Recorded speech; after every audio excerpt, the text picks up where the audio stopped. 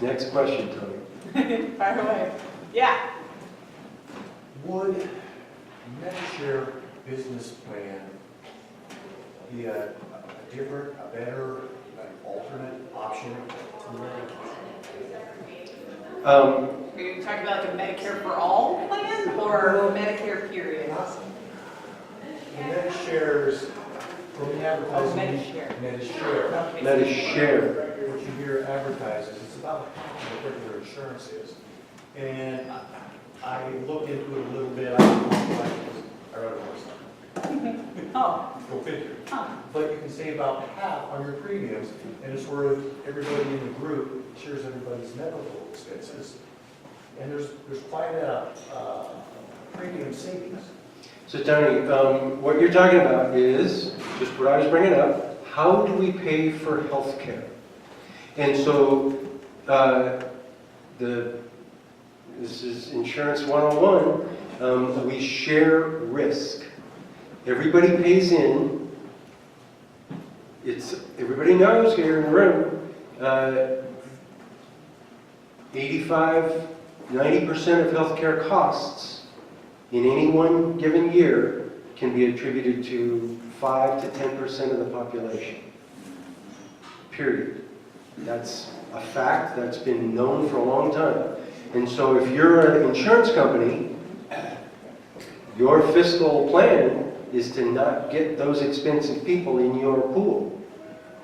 And the Affordable Care Act said, we're going to put restrictions on you. You can't keep out people with pre-existing conditions.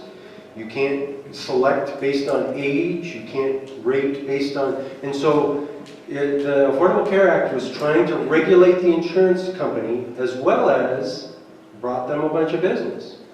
And so you're describing an alternative insurance plan. And if you want to start going that route, I think, again, what do you want from insurance? What do you want from health insurance? Do you want it to be there when you need it? Because if you do, you better, because as the Affordable Care Act started out, it opened the option for a lot of different options, and one of them was co-ops. Cooperative insurance programs, and Montana had a big experience with those. Within 3 years, 3/4 of them were bankrupt. And so that isn't helping their enrollees. So the fiscal plan has to be solid. You look at their reserves, you look at how, and so here's the other fundamental aspect to insurance. The more stable you're going to be fiscally, the bigger pool you have to have. So if you only are insuring 100 people, to me, that's not solid ground to stand on. So we have another question over here. Well, I was just going to add on to that.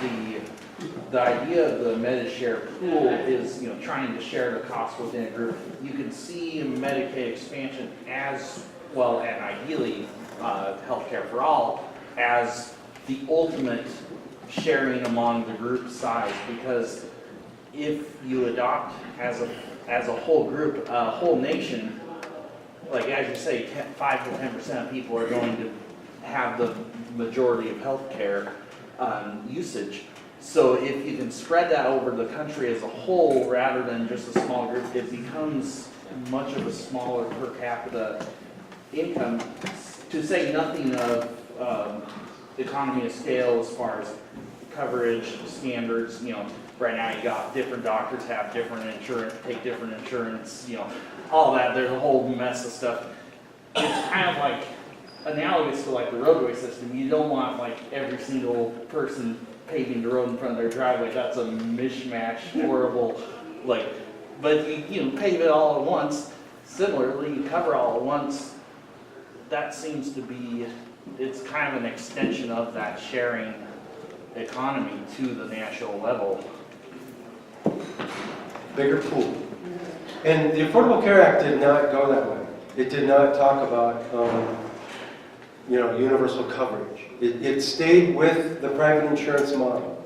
And it said, we're going to make people buy insurance, but we're going to have the insurance companies compete by providing, they got to be able to provide policies that people can compare, so silver, gold, bronze, and then people can choose what to buy.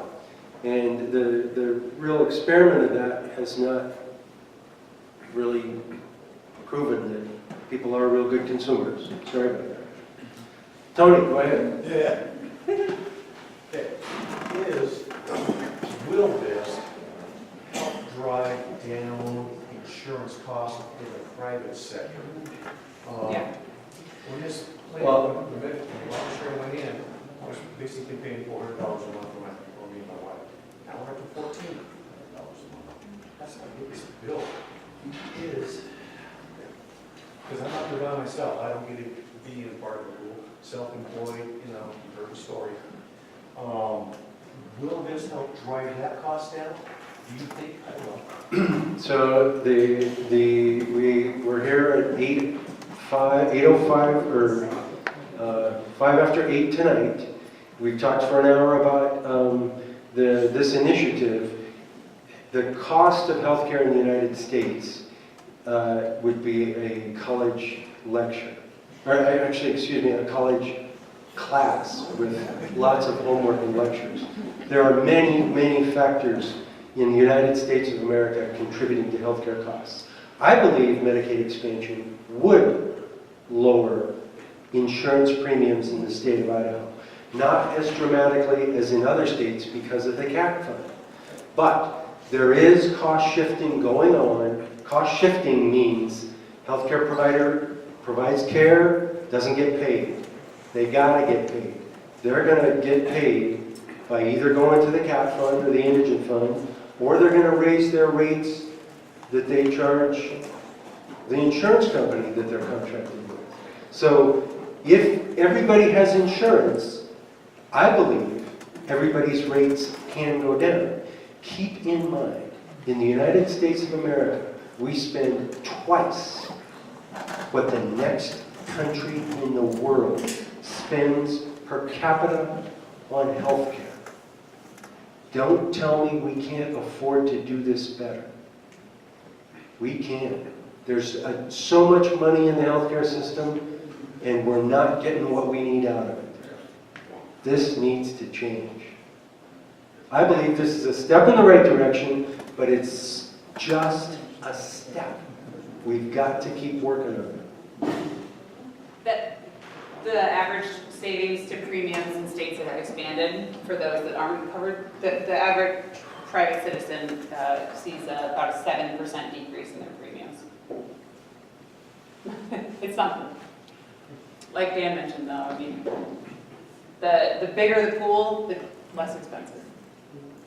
Is that because more, Yeah. Is that because more preventative happens? Yeah, so in general, we know that because if people are insured, they get preventative care, which is obviously much less costly. You can imagine if you didn't take your car in for years and years and years, when you finally take your car in to get it cared for, you finally go in for that oil change, you're gonna get stuck with a huge bill. Your body is no different, really. They're all machines at the end of the day. So we do know that when people go in with emergency care that are uninsured, that's the most expensive. Dave told a great story today about this woman that he drives the ambulance out in Troy, and she had asthma, and she couldn't afford to get an inhaler. And so at the end of every month, they'd get a call to her house. They would drive her in the ambulance to Gritman. She would get nebulizer treatment, and that's, so you can imagine what, a $500 ambulance ride, $1,000, yeah, $500 ambulance ride, $1,000 visit to the ambulance room. yeah. I have insurance and my inhaler costs about $20, so the cost breakdown is pretty different. Yeah, so when you have more expensive care out there, then obviously, like Dan mentioned, the cost sharing ends up changing.